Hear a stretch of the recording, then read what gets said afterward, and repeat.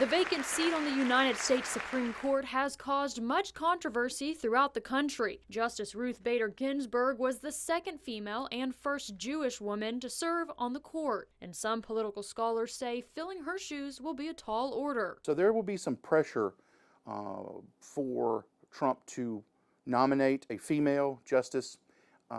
And there's talk that a person could come out of Louisiana for this. At a rally on Saturday, President Donald Trump made an exclusive statement about the Supreme Court nominee and who would be filling that open spot. So we will uphold equal justice under the law for citizens of every race, color, religion, and creed.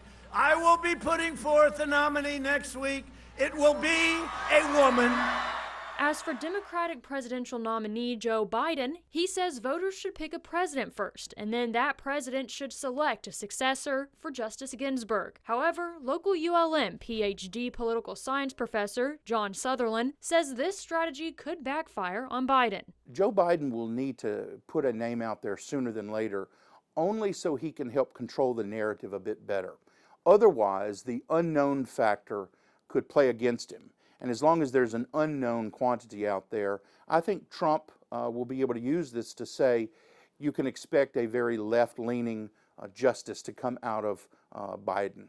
Dr. Sutherland says an open seat in the Supreme Court allows Republicans to use it as a way to mobilize their base that may have been defected. For Democrats, he thinks it's important for them to say, do you really want another Trump appointee? However, Sutherland says justices don't really fit party identifications, as Justice Ginsburg was considered a moderate at the beginning of her career and later was viewed favoring the left. The real issue is the way in which they interpret the Constitution.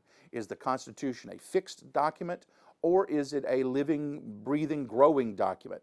And that really is more important than the sort of party identification labels that oftentimes it's easy to put on these people. Sutherland says Justice Ginsburg was someone who could disagree with others but still come together because of her commitment to the process and Constitution. He says he hopes whoever is appointed to Ginsburg's seat can strive to be like her. That there was a more gentle time in politics where reasonable people could disagree and do so in a professional way.